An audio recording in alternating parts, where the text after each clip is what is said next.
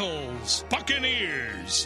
And now 3rd and 7, Mayfield to throw, steps up, throws wide open, it's Moore again at the 30, down the left sideline to the 25, veers right at the 20, a little stutter step at the 15, inside the 10, breaks a tackle at the 5, and all the way for the touchdown!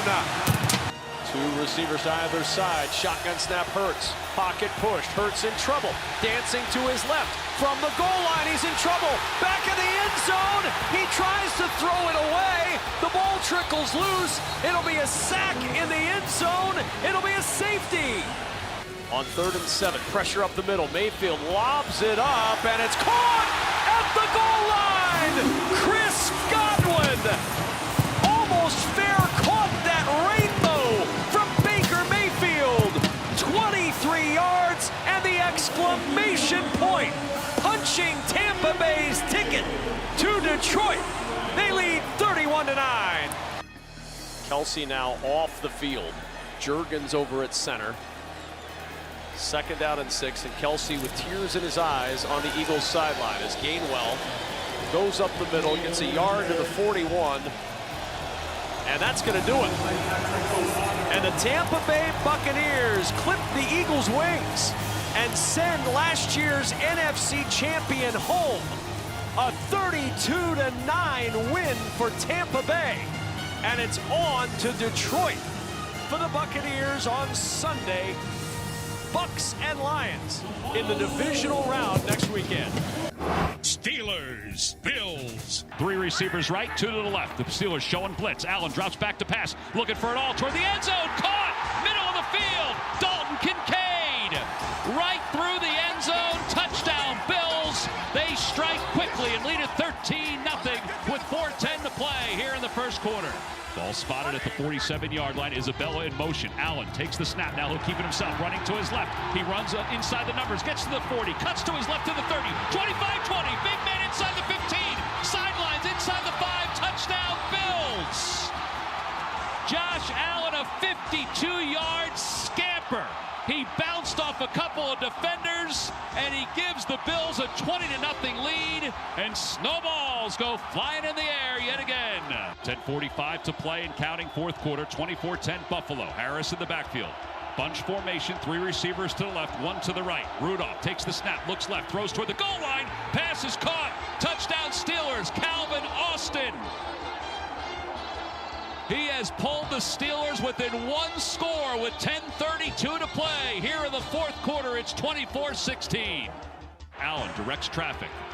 Going from right to left, takes the snap, chest high, drops back to pass, throws middle of the field, pass is complete to Shakir, who breaks a tackle for Minkah Fitzpatrick, spins to his right, along the hash marks to the right, across the 5, down inside the 5, into the end zone.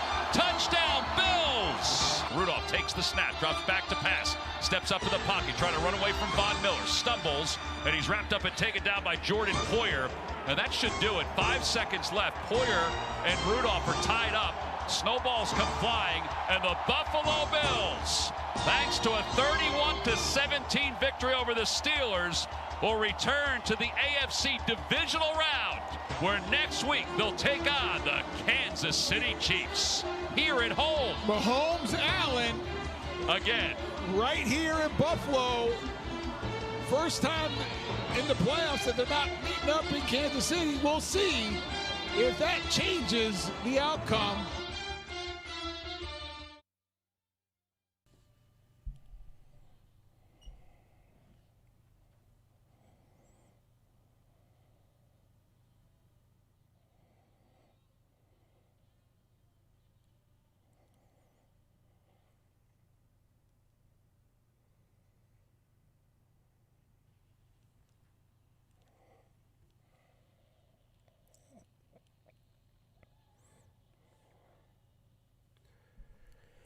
Good morning, Kansas City. This is the Border Patrol on Sports Radio 810 WHB. Stephen St. John in studio.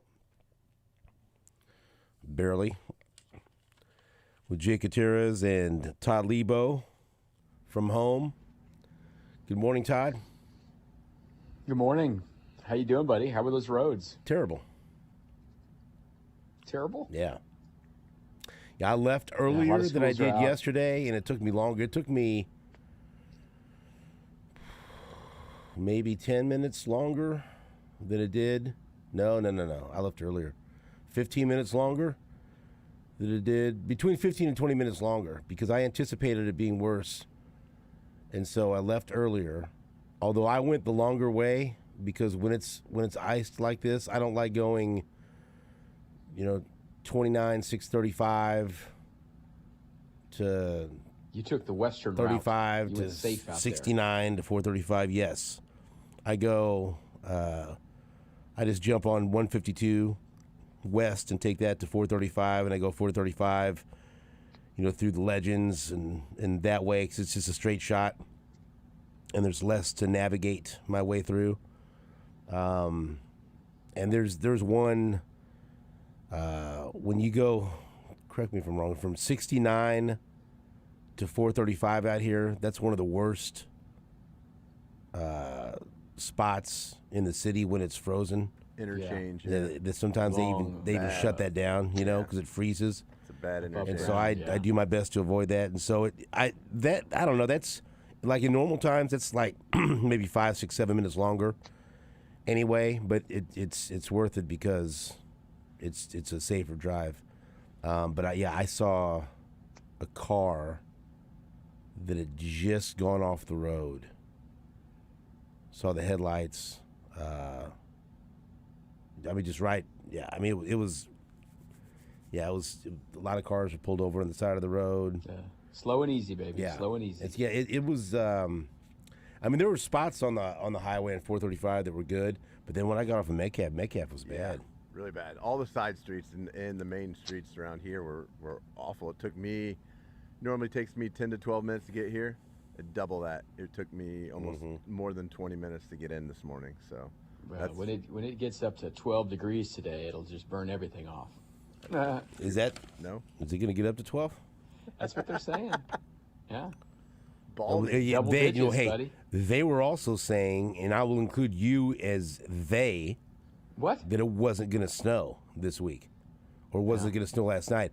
I sat there when we talked about this at the game on Saturday.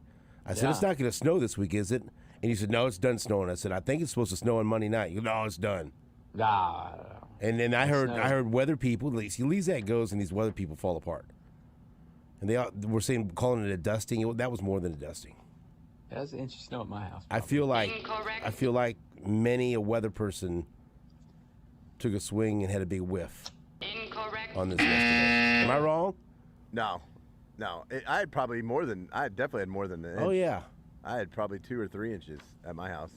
Because when I got... I was out there shoveling yesterday afternoon. Start calling you Susan. It's been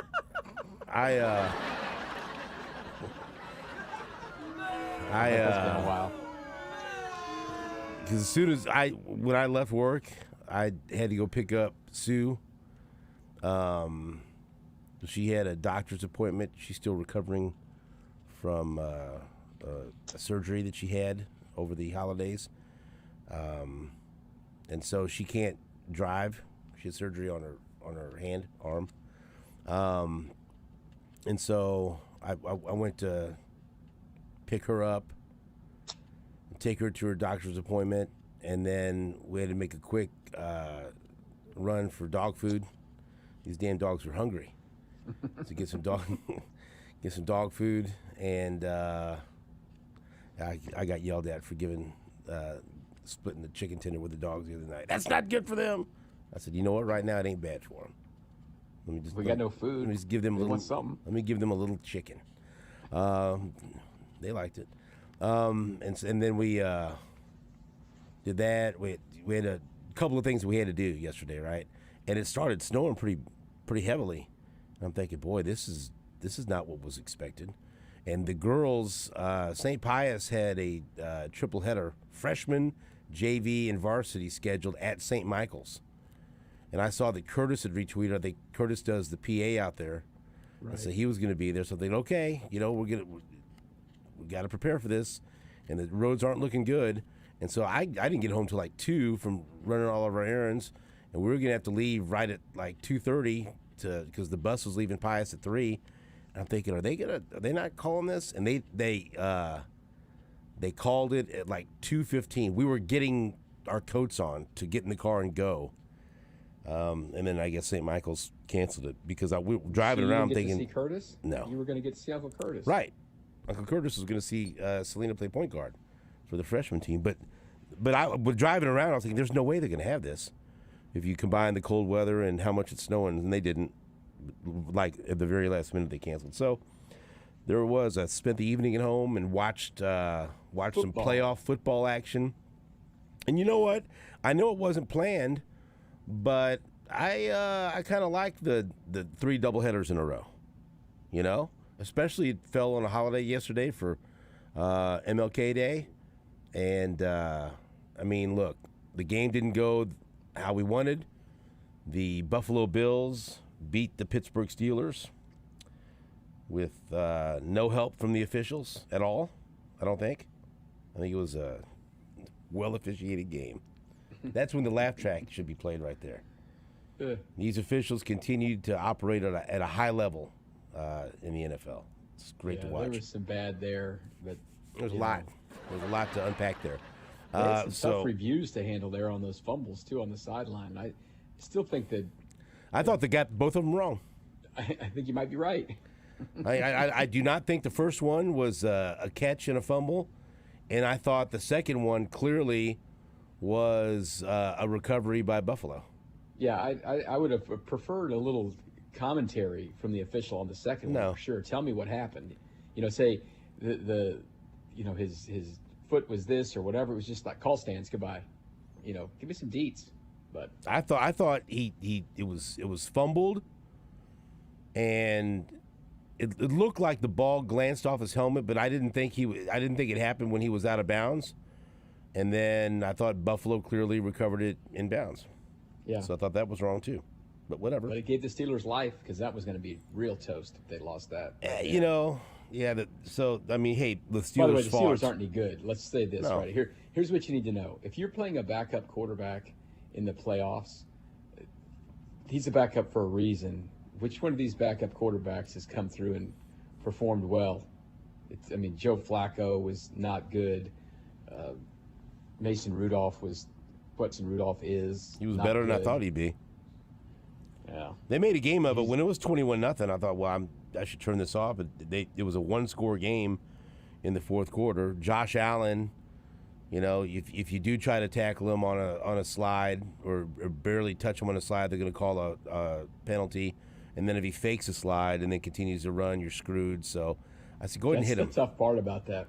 Go ahead and hit him, and don't let him Might run. as well. You know, looking forward to Sunday's matchup. Go ahead and hit him, and don't let him run for a 50-yard touchdown. So yesterday, the Bills beat the Steelers 31-17, and then last night the Buccaneers embarrassed the Eagles 32-9 to the point where they're talking about Nick Sirianni and the staff, members of the staff losing their jobs now. So we'll see what happens in Philadelphia, and I'm pretty happy with the way that I talked about Baker Mayfield yesterday, and I think you owe Baker Mayfield an apology because you didn't talk about him very nicely yesterday. You didn't have any faith or belief in Baker Mayfield to put up 337 yards in the air and 3 touchdowns with no interceptions, and that's your guy.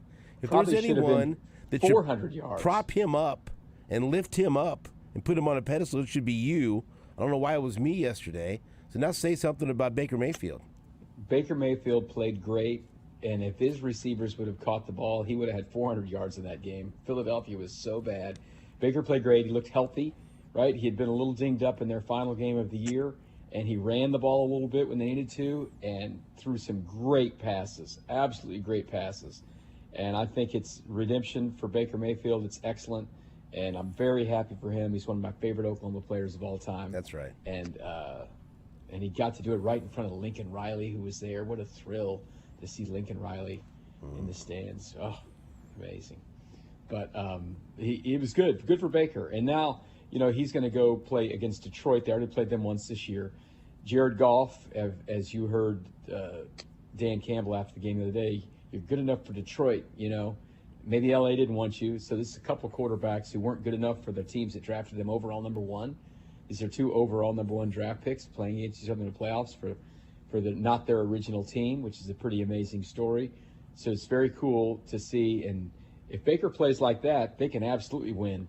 But the Eagles' defense looked like they had checked out. You don't think they tackled well? I don't think they tackled That was well. a tackling clinic of what not to do when A tackling. clinic of how not to play football. That was unbelievable how that team had looked like it had just checked out. And now the NFC East is Brian Daboll about to be the dean of the NFC East? I mean, I don't know if you can fire Sirianni, but I think a lot of people are getting fired. Guy's gone to 3 straight playoffs and was within a whisper of winning a Super Bowl. I think you can fire him, and I think they will. They fired Doug Peterson after he won a Super Bowl. No. I know. He's gone. I know. And Mike McCarthy still has not been fired, correct? Yeah, it's going to be a race to Bill Belichick. And Bill Belichick apparently interviewed with Atlanta. No, he interviewed Atlanta. Yeah. Atlanta didn't interview him. That's correct. He interviewed Atlanta. That's correct. He sat down with Arthur Blank and said, "This is how this is going to go." Right. And he asked, and they tweeted it out, and he's like, "I'm out now. You can't talk to me." So he's interviewing teams. Yeah. So the NFC East, man, is incredible. The coaching turnover. They very possibly could have 3 coaches gone and 1 coach remaining. You know, wild. There's a lesson in there somewhere. It's you think you have these opportunities to win, and I was wrong. I fell into it. I thought in the offseason we were headed towards a rematch between the Chiefs and the Eagles in the Super Bowl. But I thought so in November. You think you have this window, and you think this window is open for a while. Because, why wouldn't you, if you're Philadelphia, you lost a heartbreaker in the Super Bowl. You make all these shiny moves in the offseason, and then you start 10-1. You're 10-1. Think about this. They were 10-1 and defending NFC champions, and they end up 11-7 if you include this playoff loss. They were 1 game down the stretch. They and that were was against Washington, right? 10-1. They were 10-1. 10-1. And they fell Nick apart. Sirianni walked off the field and admonished Chiefs fans. And since that ever happened, since that moment, fell apart. Everything collapsed. But you think you have this window. Like if somebody would have told you when they were 10-1, things are going to get so bad, they're going to collapse. They're only going to win 1 more game. They're going to get blown out in their playoff game by Tampa Bay, and then they might fire Nick Sirianni. I said you're crazy. That's unbelievable, unthinkable. And again, that's just another lesson, another reason why we should appreciate what is going on with the Chiefs and going on in Kansas City, because of all the things that we talk about, I don't think enough credit is given to the consistency. Consistency. You know, Absolutely. you fall back a little bit this year, and you're on the road in the divisional round of the playoffs. That's your step back. They had a little stretch. They lost a couple of games, but the Chiefs don't have. Listen to Syria. What was that? Let's play it again.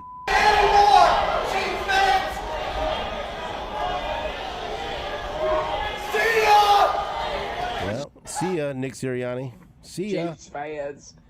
But the Chiefs may have a couple of 2 or 3 bad weeks or something where they lose 2 out of 3 or 3 out of 4, but they don't go on a 2-month mess, And you look at Jacksonville also. Well, that's an all-time collapse, Todd. That's rising team. Jacksonville was 8-3. Philly was 10-1. Jacksonville didn't make the playoffs. Philly falls into the playoffs and just gets boat raced by a team that was 9-8. I mean, they're unbelievable collapses. Yeah, but that's historically. The Eagles collapse. There's only been one other time that a team has started 10-1 and only won 11 games. That was the 1986 Jets. It's only. Anytime that teams got to 10-1. And the 86 Jets won a playoff game though. You know who they beat? Chiefs. The Chiefs. No. So this is worse than that. Let's say this is worse than the 86 I had a watch party Jets. with my friends for that game. Wasn't much of a game. No, it wasn't. They lost. But it was the Chiefs in the playoffs for the first time in 15 years or whatever it was. John Malkovich led the Chiefs to the playoffs. And their special teams. Frank Gans. He got mutinied. What were you going to say? Yeah. What did you almost say there? I almost said something. You I almost don't know if I said could say Troy it. Palamula. I heard you. No, it wasn't that. It wasn't that. It was going to be another word. I'll text you in a private meeting. But well, I mean, I can't get what a collapse. Different. What a collapse. I'm by excited the about this Eagles. Bills-Chiefs game. Yes. I'll be happy to do They've that played in a so private many meeting times over the past several years, and they've been really good games. I mean, the playoff game here 2 years ago was one of the all-time playoff games in the history of football. Amazing. The 13-second game was absolutely incredible. The Bills have come to Kansas City in the regular season and won 3 times in a row, and I've always felt like they feel like they won the Super Bowl after those games. And then, we all realize those games aren't the most important ones. So this will be fun to see the Chiefs at the Bills in the postseason. Patrick Mahomes' first road postseason game. It's going to be amazing fun, and I can't wait for the matchup. Now at least we got it figured out, and I'm fired up for it on Sunday, 5:30. It's going to be great, great fun. Great fun, says Todd. Great fun. Yeah, that's Great fun. It's a hell of a way to put it, Todd. But the full schedule for the playoffs, now that the wild card weekend, super wild card weekend is over, on Saturday at 3:30, it will be Texans at Ravens. Then at 7 o'clock, Packers at 49ers. Then on Sunday, the Buccaneers at the Lions will be at 2 o'clock. Then at 5:30, as Todd said on CBS, the Chiefs at the Bills. And when you think about Patrick Mahomes and his career and all of the accomplishments, he's already done everything. He's done it all. He's won MVPs. He's won Super Bowl MVPs. He's won championships. He's broke individual records. He's helped the Chiefs set team records. He's done everything that a quarterback could do in the NFL except go on the road in the playoffs and rip a team's heart out, rip a fan base's heart out. And can you imagine if Patrick Mahomes and the Chiefs, if they go to Buffalo after already beating Buffalo one time in the AFC Championship game, and then beating them again in the 13-second game in the divisional round of the playoffs. If he's able to go to Buffalo and beat them again when they're the 2 seed in the divisional round of the playoffs, he might help shut that window, or at least this version of the Buffalo Bills. Because right now, you have to believe, if you're Buffalo, if you're the Buffalo fans, if you're the Buffalo fan base, I mean, this is your best chance. You may never get a better chance to beat the Kansas City Chiefs. This is of the teams that we've seen, Patrick Mahomes, quarterback. I don't know, we could have this argument, we could have this debate. It's probably the worst overall team. It's certainly the worst offense that he's quarterbacked, but this is the best defense. And so maybe, who knows? Maybe they go out and they go on this run and they win the Super Bowl, and we look back and think, you know what? It was actually the best all-around team because the defense was so good. If the defense continues to play the way they played on Saturday night. That book is yet to be written. This chapter's not finished. And so there's a chance that depending on what the defense does, they could rewrite what we think about them right now. But going into it, if you look at it on paper, this is by far Buffalo's best chance to beat the Chiefs in the playoffs. They've got them at home. They've got them in a season where the Chiefs are not expected to go back to the Super Bowl. Everyone's been shoveling dirt on the Chiefs nationally, hell, some people locally, for the past month or so. The pressure's on Buffalo. You're supposed to win now. You're supposed to beat the Chiefs now. Who is your daddy? You were supposed to beat the Chiefs now. And if you don't beat the Chiefs now, when are you going to beat them? As we said, they've played each other a few times, and the first playoff game where they played was that AFC title game in the COVID year, so it wasn't a packed house of fans or anything, but they got a lead early in that game, and the Chiefs won the game. It was a celebration. It wasn't really close in the second half. And then, all right, so the Bills took a step back, right? And then they played the Chiefs in the divisional round here 2 years ago in that game we talked about, the 13 seconds. I mean, Josh Allen couldn't have played better, really. I mean, it was unbelievable. But the Chiefs won the game because his coach ended up, not squibbing the kick and giving the Chiefs life and, the whole 9 yards. Last year, they took a real step back. They lost at home to the Bengals. That was the, Burrowhead, the Bengals guys, before they won that game. And now they're sitting here fighting to not stay the same or take steps backwards. This Bills team, at this point, they have the Chiefs at home, as you said. They need to win this game. Otherwise, what has this season been, right? They had a real bad stretch early in the year. It looked like they were going to miss the playoffs until they got some momentum after winning the game against the Chiefs at home. And if they don't win this game, it's like, wow, they're still just treading water or going backwards. And you talk about windows being open. Josh Allen's a great quarterback. And if you get to know Super Bowls in this amazing stretch he's had to start his season, that's going to be real tough. Now, here's the deal. You're in a conference with Patrick Mahomes, not everyone's going to get to go. That's just the way it works. And if you think about the great quarterbacks over the history of the NFL, they have these games where they go into a hostile environment and they rip the other team's heart out. I mean, we've had it done to us. Think about the great quarterbacks that have come into Arrowhead Stadium and shattered our hearts. John Elway. And I get it. If you look back at that game after the 97 season, the divisional round loss to the Denver Broncos, one of the most bitter losses in Chiefs history, it wasn't because John Elway came in there and lit everyone up. That was a defensive struggle. But he still made the plays necessary. He relied on at the time a great running game and a fantastic defense, but it was still John Elway leading that team into a hostile environment and ripping our hearts out, right? Tom Brady in the AFC Championship game. It wasn't all Tom Brady, but he gets the credit for it. And Tom Brady was the leader of that football team, and that was another, notch in his belt going into Arrowhead for the AFC Championship game and ripping our hearts out. Now we get to see the Chiefs and Patrick Mahomes have that opportunity. Well, Peyton Manning's on that list too. Sure. Yeah. Joe Burrow. Sure, Joe Burrow. Joe Burrow's gone to Buffalo and to Kansas City in one big playoff games. But, I mean, yes, Peyton Manning here in the divisional round in the no-punt game. Yeah. Those are – that's another that's another level that needs to be unlocked for the superhero that is Patrick Mahomes. And you're going to doubt him? No, I'm not going to doubt him. You're going to sit here and tell me that he can't do it? I'm just fired up for this game. We've seen. That's why we're sending you to Buffalo. It's tremendous that you're going. We love it. No, thank you. You're going to Western New York. And we mentioned Josh Allen's been a great quarterback. I mean, he's been outstanding. I mean, he's a franchise quarterback, but he's got to get to the Super Bowl. And now you get to play the Chiefs at home. So this is how you get to the Super Bowl. You beat the Chiefs when they come to your place. He hasn't beaten the Chiefs in the postseason. And as I said, he couldn't have played better 2 years ago at Arrowhead Stadium. He was incredible, but they didn't win the game.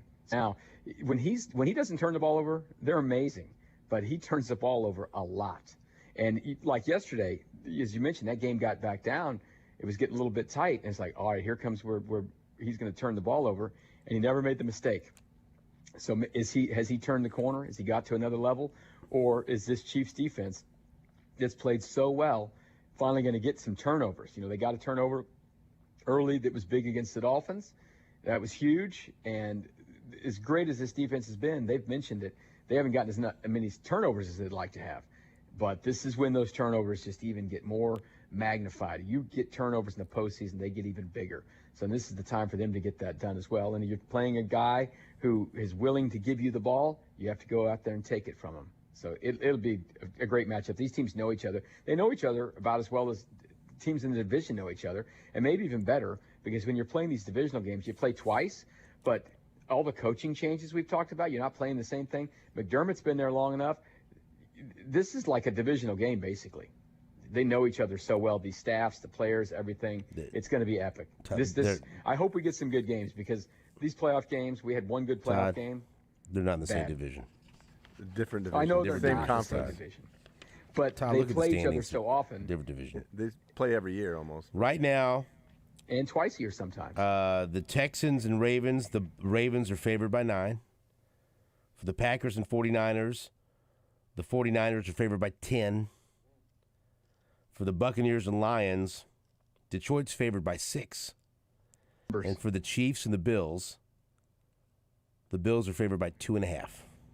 So those are the lines right now, according to ESPN. We'll take a break. Chiefs and Bills, Sunday, 5:30 in Buffalo for the right to go to the AFC Championship game. Back after this on WHB.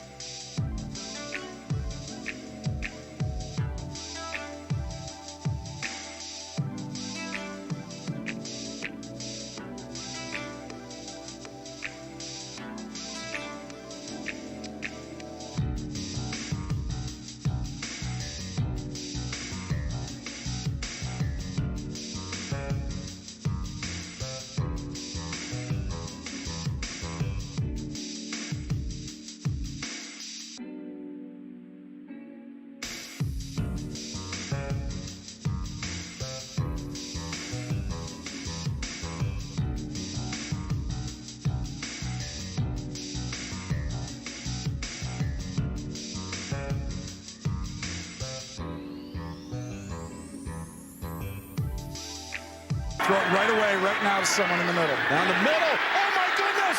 It's going to be a 48-yard attempt. Only 48 yards. That's what it'll be. When Kelsey moved his leverage inside, I was like, he's going to throw this right here over the middle quickly. How do you let him get that open? It's because you're protecting the end zone a little for some reason, but honestly, 49 yards to send it to overtime. Harrison Butker.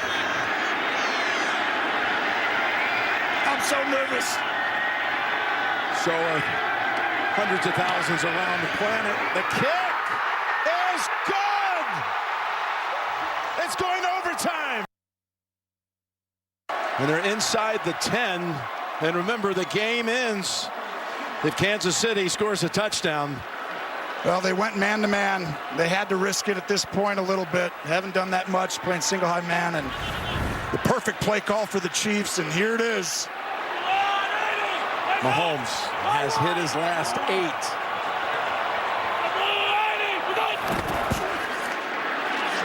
Looking to the end zone for the win. He caught it. Ball game. Chiefs to the championship game.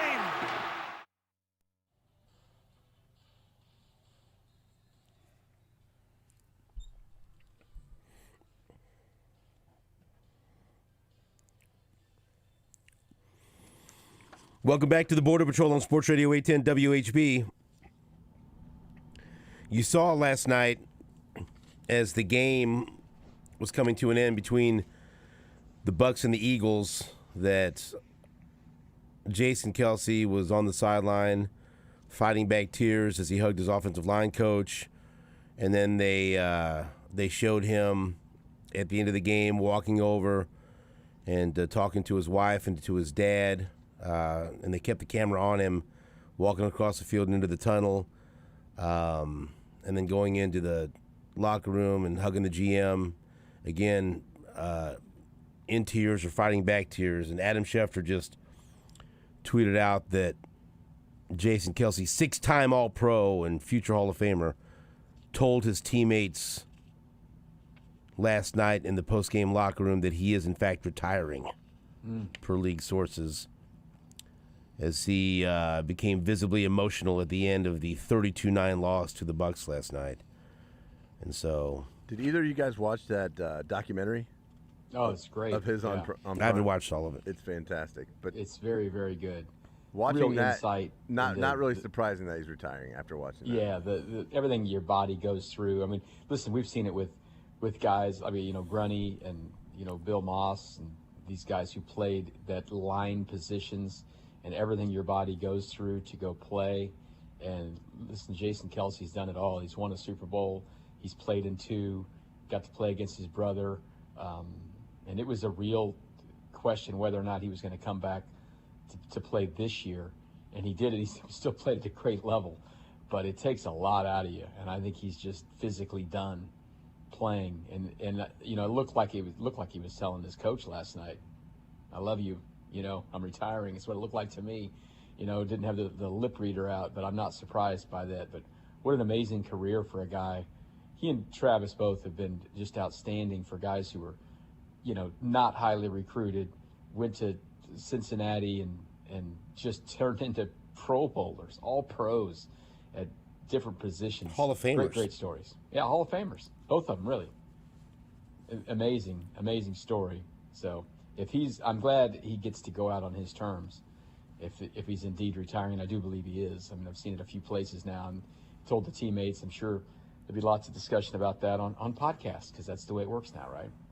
And obviously, I'm going to guess that the situation the Eagles are in isn't quite as attractive as it was last offseason. Right. You think that's the finality of these playoff games. These guys really do work really hard all year for one goal. And then you get to this, and it ends with a thud like that, and you're like, all right, I got 2 weeks off maybe. Now I got to start that grind again to get my body ready, blah, blah, blah, blah, blah, all the way through all of the stuff you have to do. And it just seems like it's an eternity away to get to this point again next year. And it's a lot, man. I don't know how these guys do it, especially off the devastating loss they had in the Super Bowl last year, and then this just absolute thud at the end of the year. It's pretty crazy to think the Eagles season ended this way, and it's like, I get it, man. There's no reason to go put yourself through this again. And it's an amazing story, like I said. And that I do recommend anyone to go watch that documentary on Prime. It's very cool. It's very cool, the insight and the stuff that you get from, stuff shot at their house and training room and just things he's got a lot of interest and stuff like that. It'll be cool. I think he's got a great next chapter of his life. I'm sure he's going to continue to do a podcast, probably get into some broadcasting. I think he'd be a really good game commentator. He knows the game really well, and he's very articulate. Let's say it that way. He doesn't stumble over words. He's good. Just go be a dad. Good. Go be a dad. Hey, no, absolutely, you can do that too. It's a lot easier to just be a dad if you're broadcasting one game a weekend instead of going to practice every day. Really interesting to watch to see the reactions to the Eagles' loss last night, because so many people, especially in Kansas City, but not just Kansas City, like around the whole football world. Oh, I feel so terrible for Jason Kelce, but I think Sirianni's an a-hole, and I'm glad they lost. Like, even though I love Kelce, his coach is a jackass. As much as people love Kelce, man, people, and it's not just in Kansas City, despise Nick Sirianni. Yeah, I think he's rubbed some people the wrong way. Oh yeah, people were dancing on his grave last night. I don't know if he's going to get fired, but what a dramatic fall from grace that would be. Right? How about the Eagles fans who made the trip to Tampa and brought bags? Well, they were prepared. Or they just go like, oh, let's go make some bags while we're here. There was a Fire Sirianni sign there. I don't know if they had those out there ready to go or they're making them during the game, but that's a rough crew there. Okay, Jake says he has some Nick Sirianni talking about is this last night? Talking about Jason Kelce. Yeah, I love him. Obviously, we're not there at that position yet, or to talk about that. But he's special, and I love him. He's one of the most special guys I've been around. So obviously, he's always got a place here, and always want him to play. We'll see what happens as time progresses here. Speaking of coaches that apparently are on the hot seat, Mike Tomlin was at his press conference, and if you remember, Brooke Pryor, who used to cover the Chiefs for the Star, she covers the Pittsburgh Steelers for ESPN, and it was interesting to see the reaction to this on social media. But he was up answering questions about the loss to the Buffalo Bills. And she starts a question with, Mike, you have a year left on your contract, and he just walks off the podium. Can't play the sound for you. And then leaves the room. Let's play it. Anyone? Mike, you have a year left on your contract. Footsteps. It's like the Speedy Gonzalez sound. No hesitation. Bye. Okay, Leabo. You're a man of many press conferences. Because I saw people arguing about that's not an appropriate time to ask him after the playoff loss, or why would you ask him that bad question? Give us a ruling on that question that caused Mike Tomlin to walk off. Like you heard the PR person going, any more questions? Sounds like it was at the end. So I think she waited for the exact right time to ask a question like that. And, that's when you ask it. I don't know if they normally do a year-ender or if you're not going to get to talk to them or anything. I think it's a totally appropriate question. And anyone who thinks that it's not, I think they're probably wrong. I mean, it doesn't sound like she asked the first thing out of the chute. You know what I mean? But I'm telling you, I was at the Mike McDaniel press conference after the Chiefs game, and there was 4 questions asked before they asked anything about the game. Everything was about the season and about what about next year and all that stuff. I mean, this is the chance you get to talk to these guys, and you just ask the questions when you ask them. And it's certainly a story if Tomlin only has a year left, and there's rumors running around there about all kinds of these big name coaches are out there, and who knows? I have no problem with that question getting asked at the last game of the year. We'll be right back after this on WHP.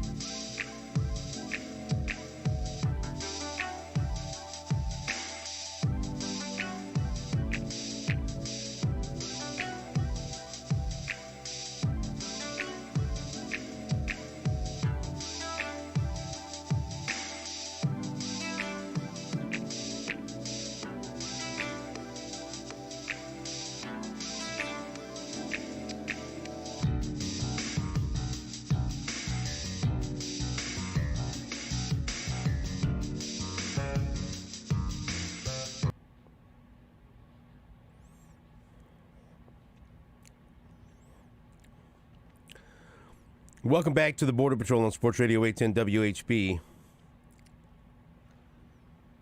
Thank you so much for joining us. Todd, while Yes. NFL playoff action was going on, last night the Emmys were on television. If you say so. Yep, a lot of people didn't know that. But Rob McElhenney is not very happy about that. I feel very... I did see that tweet. He was watching the Eagles game. Yeah. I feel vindicated because two television shows that I have long championed for people to watch were the big winners last night. The award for Outstanding Comedy Series goes to The Bear, which we've talked about on this show for since it began. I feel like I was... That's a comedy? Yeah. I was going to say, that's drama. Well, I feel stressed after I watch that show. I don't know. I laugh a lot at it. I love It's pretty good. I love it. Oh, you definitely laugh. Yeah. You definitely laugh. I mean, I'd go comedy. Yeah, I mean... I think I'd say drama, but yeah, comedy. I mean, there's some funny parts, but I think there's more. Some pretty serious stuff. Yeah, right. But the best episode was the Christmas episode. That was phenomenal. The big family dinner, and that was a comedy. That was fantastic. And I remember first getting Tim Grunhard to watch that show, and then he fell in love with it. And so The Bear was the big winner there. And not only did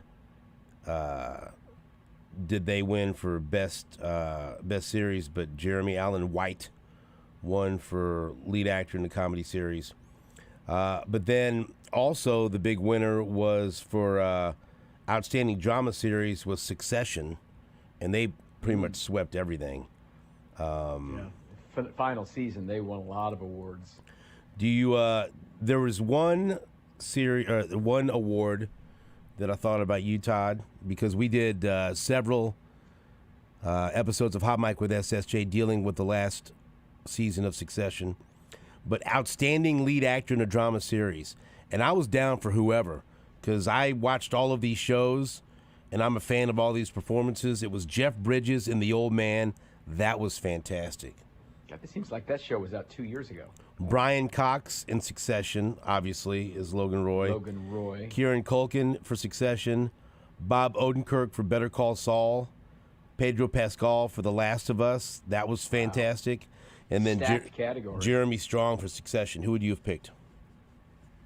You know, I saw that Kieran Culkin won the Golden Globe, but let's give it to Kendall, my oldest boy. I would say give it to Kendall Roy, Jeremy Strong, but it probably didn't win, did it? No, Kieran Culkin won.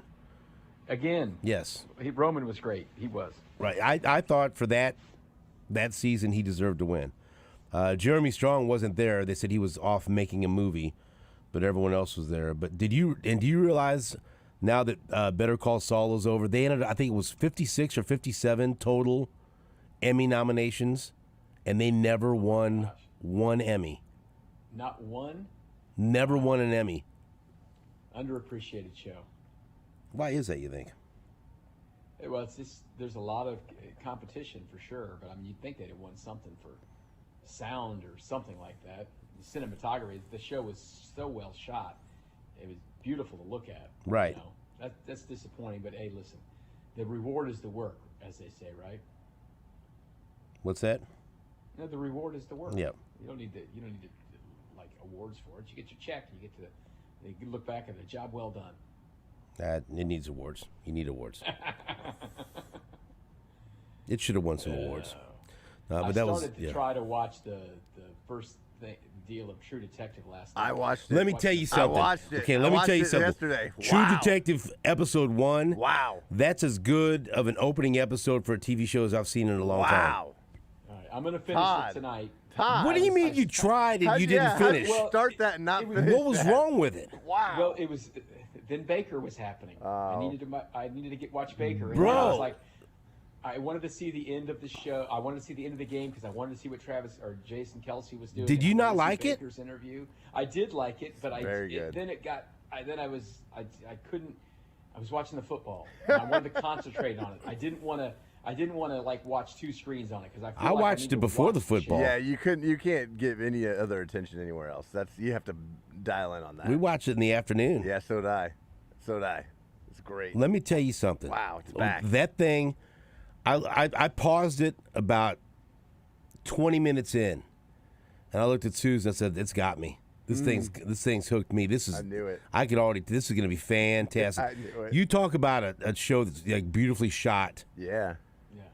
And it's up in Alaska. Ferris Bueller in it, what I saw. And it's like it's all obviously it's all night. You know, it's in the Arctic. It's 150 miles away from the Arctic Circle. The darkness. So it's like 3 days of darkness. And I mean, but the music is hauntingly beautiful.